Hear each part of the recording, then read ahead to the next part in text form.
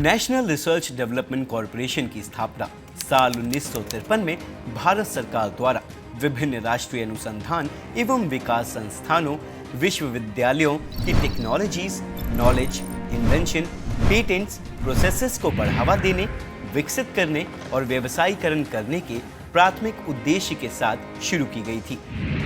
ये संस्था department of scientific and industrial research, ministry of science and technology के administrative control में काम करती है। पिछले 7 दशकों के दौरान अपने कॉर्पोरेट लक्ष्यों के अनुसरण में एनआरडीसी ने भारत और विदेशों में वैज्ञानिक और औद्योगिक समुदाय के साथ मजबूत संबंध बनाए हैं और अनुसंधान संस्थानों, शिक्षा और उद्योग का एक विस्तृत नेटवर्क विकसित किया है। हाल ही में एनआरडीसी ने महाराष्ट्र की कंपनी किसान एग्रो कोल्ड हाउस को dipping oil formulation for grapes नामक टेक्नोलॉजी को ट्रांसफर किया है, जिसकी मदद से किशमिश बनाने वाले उद्योगों को आसानी होगी और उनके समय की बचत भी होगी। एक नजर डिपिंग ऑयल की टेक्नोलॉजी पर भी डालते हैं।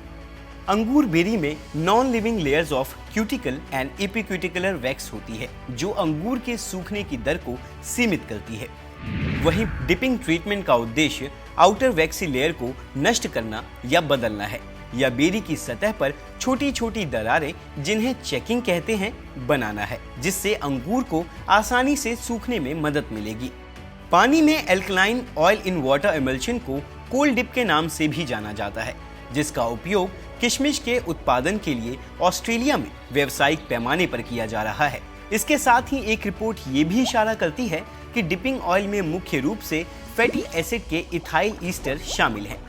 चूंकि भारत में किशमिश उद्योग के लिए डिपिंग ऑयल की सभी आवश्यकताएं ऑस्ट्रेलिया से आयात करके पूरी की जा रही थी, इसीलिए हमारे फूड इंस्टीट्यूट में वेजिटेबल ऑयल से मिक्स्ड ईस्टर से युक्त डिपिंग ऑयल तैयार करने के प्रयास किए गए थे। इस उत्पाद का उपयोग करके अध्ययन किया गया और थॉमसन सीडलेस अंगूर को सुखाने में अच्छे परिणाम इसी से मिले।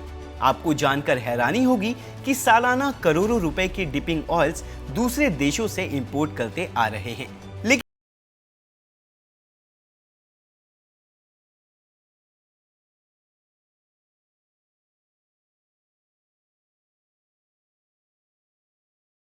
5 किलो प्रतिदिन की कैपेसिटी का प्लांट एस्टैब्लिश करने के लिए एक उद्यमी को लगभग 3 लाख रुपए की इन्वेस्टमेंट करनी होगी, जिससे डिपिंग ऑयल की कॉस्ट ऑफ प्रोडक्शन लगभग 80 से 90 रुपए प्रति किलो प्रतिदिन हो सकती है।